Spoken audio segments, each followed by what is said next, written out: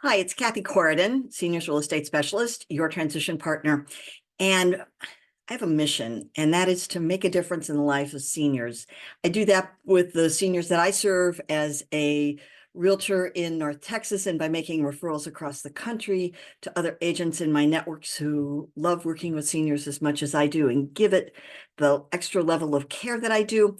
And I do it by providing resources in coaching and training for agents who want to work with seniors with what I call excellence and empathy. And this is a bonus, a little Valentine's gift to everybody, because it occurred to me that we need to show some loving on our seniors. So I'm going to go off the screen now and share with you a couple of ideas that I had that I think will make your work with seniors more rewarding for you and much better for the seniors. So let's get started. These are just easy, special ways that we can care for our seniors. How do we treat them with the care that they deserve? They have so many people who try to take advantage of them, contractors, wholesalers in our industry, and so many other insurance agents, care agents, medical people who try to take advantage of them and drive things out of fear. I think one of the things that's my mission is to improve the quality of service that we as realtors and real estate agents provide to seniors in our industry. And it starts with really understanding what they need and who they are.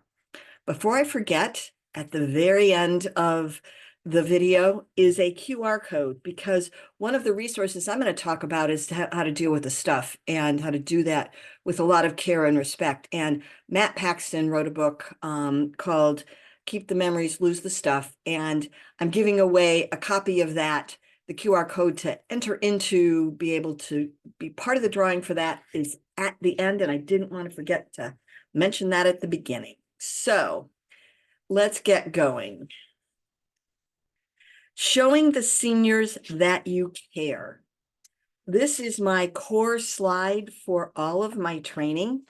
It is the most important thing to me that we pay attention and focus not just about the selling of the house or the buying of a house, but while that's going on in the senior's life. Asking questions, not just understand what do we need to do next, but asking questions of the seniors to understand them, their experience, and what's going on in their world as we move forward. It allows us to build more trust with them, which is so important for them to be honest with us about all the other issues that are going on. And it allows us to really enjoy the walk we have with the seniors through this, what can be a real challenging transition in their life. Pay attention to them and their surroundings, their interactions with other people to learn more about what's going on. They can say things are one way with their neighbors or their kids or their grandkids, yet watching them interact and listening for cues allows you to really have a much fuller picture of what's going on and be there and be more present for them. Respecting their stuff and them and their opinions about what's going on in their world and how they see it. They can be really angry. I'm going to talk later about my client, Jill, who had medical issues and fell in her home, was not found for a couple of days. She was then taken to the hospital and put into rehab and put into an assisted living, into a room that looked like a hospital room. It had absolutely nothing of her in it. She was angry, and I just allowed her to be angry the whole time, yet stayed there and very present to her out of respect for her opinion of what was going on. She also had a house full of stuff, 2 generations of stuff and historical stuff from generations past. Some of it was really valuable. Some of it was junk, and some of it, unfortunately, the house had a lot of mold issues on the lower level and was ruined. So respecting this stuff and respecting their possessions and respecting their opinions, making off the cuff remarks about having a house be a tear down or an investor special, having their stuff need to go just to be donated instead of given to somebody who can give it to a family, that it can have a whole new life. Just that kind of change in the phraseology makes so much difference. And lastly, empathy. I always talk about excellence and empathy. Remember that the senior's experience and perspectives needs to drive what goes on. It just doesn't need to be the focus and honored. Their needs come first. We're their fiduciaries, and it goes with the seniors, it goes way beyond that. It goes into really making sure that it's what they want to have happen, and that in their world, things come first. Since it's Valentine's Day, talking about the memories, because that's where the love is. Sometimes it's where the other feelings are too, but for a lot of it, it's where the legacy is.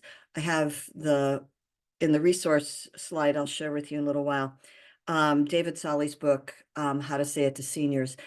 They have, especially those in their late 70s, into their 80s and 90s, a real challenge and a real tension between maintaining control of their life among a lot of losses of relationships, losses of people that have died, losses of capacity, losses of health issues, losses of money sometimes, and leaving a legacy. How are people going to remember them? What mark did they make in the world? And so if we think about all the stuff that they have as being part of their legacy, I think it helps us to come at it from a much more respectful kind of way. Take the time, offer resources, sometimes senior managers and downsizers. Be sure you really vet those folks that you refer really well, so that you know that they're going to take the time with the seniors. I never recommend having just junk haulers come and take things away, because they're just coming to collect stuff. Make sure that the folks that are working direct, or if it's someone that's on your team, working directly with the seniors, is really willing to go at the seniors' pace, nudge them along to keep it going, yet really respect who they are and what the things that they have mean to them. I have some ideas to help them let go and get ready to move. I mentioned that I'm giving away a copy of Matt Paxton's book. I think that that's like one of the best books ever written for downsizing and for seniors. Matt's awesome and has just years of experience and the heart and head of this pulled together. There are also other ways that we can help them as they sort through things, to be either taken to someplace that they're moving, or to be given away. Artifacts.com, and yes, there is no second A, is the one. I'm going to demonstrate that in a second with my artifacts account, but it provides a way to store in the cloud pictures of important items and then the story behind them. Now, not everybody and be able to share that in the cloud with financial planners or family members and others. You can even inventory an entire home's content that way, and be able to use it down the road at the time of needing to deal with an estate. I'll show it to you in a minute, but I think I needed to introduce it as what I think is the best of the resources that we have, if it's appropriate for that senior and their family. I've also think sometimes can be done that if you have a photographer come in to do, your regular photographer that comes in to do listing pictures, come in and set up some vignettes in the house. It's a separate shoot and you have to pay for it, but it's a gift that will be so meaningful to the senior to be able to have the photographer come and have it be either on Shutterfly in a book that they can take with them and have and read and see. And especially if there's memory issues, this is a real important kind of gift. Also in a slideshow picture frame, and suggesting to the family that they have the family photographs scanned so that they can also be in that slideshow picture frame. And you can get them all different sizes, so that if vision is, they're losing their sight is an issue, they can be really bigger of those slideshow online picture frames, to keep the memories and keep the people. It's like in their room with them in the senior living community is all the pictures of all the time, so that it keeps the memories of Thanksgiving, holidays, birthdays, people that have gone before. And then find out if there's family members that want to participate. You can even bring the family together, and you can be kind of the project manager for it and let them just be the family with the parents and go through things and allow them to allow the senior to tell the stories. The grandchildren didn't know their grandparents as younger people, and the opportunity to have that. I've heard so many stories and seen so many ways that is just a wonderful opportunity that you wouldn't otherwise be able to give that multi-generation. And as I said, I love artifacts, and so I want to share a little bit about it. This is the screen in my account. That picture of me up in the top right-hand corner is my college graduation picture. Not so recent. But I took two artifacts that I had done. The first is the watch I got. It was my first watch. I probably was 5 when I got it. I may have been 4. It may have been Christmas and not a birthday. I don't remember, and my mom is not here. But it's my Cinderella watch. And I don't think it has any value to it in the condition that it's in now, that it's like worth trying to sell. It's more that it's something that was really special to me as a kid. My mother told everybody. I learned how to tell time when I was 3. And so my Cinderella watch was a big deal. And my niece loves all things Disney and has 2 daughters, so that I have in here to give it to Jess, so that she has it, and her kids, who also have the big Disney fascination, will be able to have a little memento of me after I'm gone.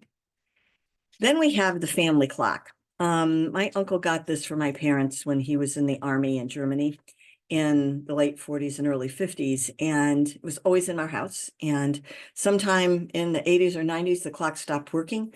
My mother had my brother-in-law put a battery-powered clock face on it. And when he did that, he said, well, should I cut the cord off? And she said, no, because it looked real when it had a cord.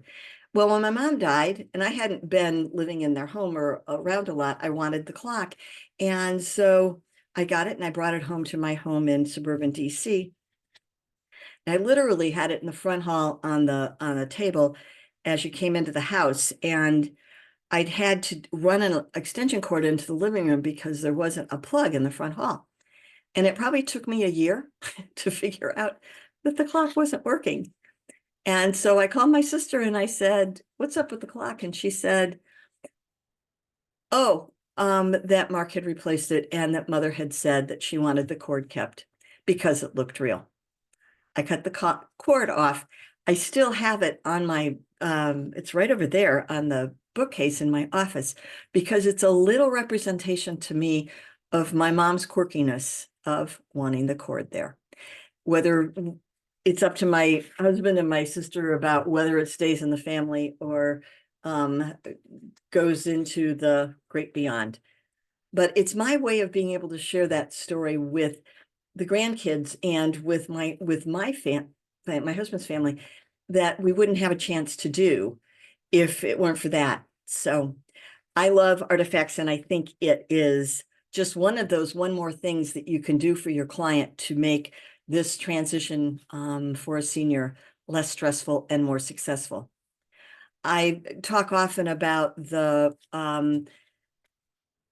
impact of doing just one more thing for people, and how it's, if you've listened to them to understand them and not just to know what to do next, then it really allows them to feel honored and heard during this really stressful time of transition. So take the extra time. I said that with my client Jill, that the first 2 weeks, the first 2 months that I worked with her, I just brought her over to the house to see her stuff, sit with her stuff, take the artwork, put it in the room, make that room much more hers. She still was angry about it. She still didn't want to be there, yet she didn't feel so estranged and alienated from the rest of her life. Sometimes it's to take a drive in the old neighborhood. I had a client that I listed her home, and she had also been put into an assisted living community. It was a good decision for her. Her memory was going, but the house, she had been widowed, and the house had just, it was cluttered and it was a mess, and it had a lot of extra in it as well. And so I asked her best friend to bring her over after I had decluttered it and staged it to sell so that it showed at its absolute best, because it's a cool house with a fabulous backyard. And to have her just come over to have that one more time in the house and be able to say goodbye. Make the extra phone call to see how they're doing after they've had a clean out day. I always send flowers to their new home, whether it's with the kids or in independent living or assisted living. And then one of the things that I've done that people have really loved is I've framed a collage of the pictures that I have from the listing into a larger frame so that they can hang it in their new home. Those kind of things that just let the senior honor who they are and communicate to them from us that we really understand how hard this is for them. I've listed some of the resources, artifacts. There's also a daily mastermind call for agents that work with seniors, and you can get to the Zoom link with the seniorcall.com. It's awesome. It's about 500 of us at this point on and off the calls. It's every day, and it's a rich conversation to really help problem solve and think through and find better ways to serve seniors. Keep the memories, lose the stuff. Don't forget to watch all the way through to the ends and hit the QR code so that you can be in the drawing on Monday, the 19th of February for a copy of Matt's book. I'm giving away one. And the ultimate size guide to downsizing, my friends and colleagues, Ingrid and John Sullivan, wrote this, and it's really good. It helps, it's all about the downsizing and helps the senior think things through. And then I've talked about how to say it to seniors, David Solly's book, a little bit dated, but it has so much perspective from the senior's point of view that allows us to find ways to create bringing them to decision points in more of a win-win framework than having them feel that they're losing so much. Now, I think the ultimate resource is my new More Success Serving Your Senior Clients 8-part, 8-module, comprehensive online on-demand course for agents who want to serve seniors with excellence and empathy. Seniors are the future of the real estate market. They are the emerging segment of the market. They are going to be here, and knowing how to serve them not just well, but with excellence and empathy is, I think, an important thing to consider in your business plan and in your business model. Introductory price is $349. It is about 6 hours of content, video content, with a ton of other resources and 2 bonus modules. It's really is $700 value. The price is going to go up in June. So I'm giving folks a heads up on that. And then there's a special coaching package of 2 coaching sessions with me. One as you get started to where to focus, and the other one 4 to 6 weeks later, so that you're then able to get a plan for the next 12 weeks put into place.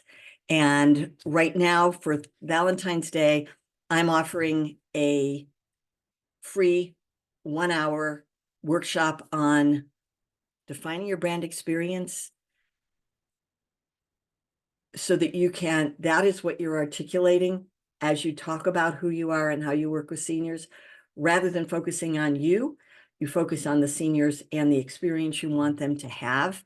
It's part of it's an integral part of the larger course, and it's a pivotal piece in terms of building a really successful business for seniors. So there's a Valentine special. If you buy the course before the end of day on Valentine's Day, you get that $150 value for free. And there's the QR code to be able to go in and to order the course, or you can use the URL, and you can pause the video. And then here, like I said, is the URL to fill out the Google form and then be entered into winning a copy of Matt's book. Like I said, I will be doing the drawing for that on Monday, the 19th, and I'll probably do it on the senior call. So if you want to find out, you can tune into that. Catherine Ambrose has set this up, and it is just a really fabulous place to be. If you want to work with seniors, it is 8 a.m. Central Time every weekday. And I just want to say thank you. Thank you for your interest in working with seniors. Thank you for your heart for working with seniors. Thank you for your willingness to take a little extra time with them to help them deal with not just a life, a real estate transaction, but a life transition, and helping them make it less stressful and more successful. I want you to try to find some ways to make a difference for seniors, a positive difference in your community, advocate for them, and be a champion for seniors. Thank you so much, and have a great Valentine's Day.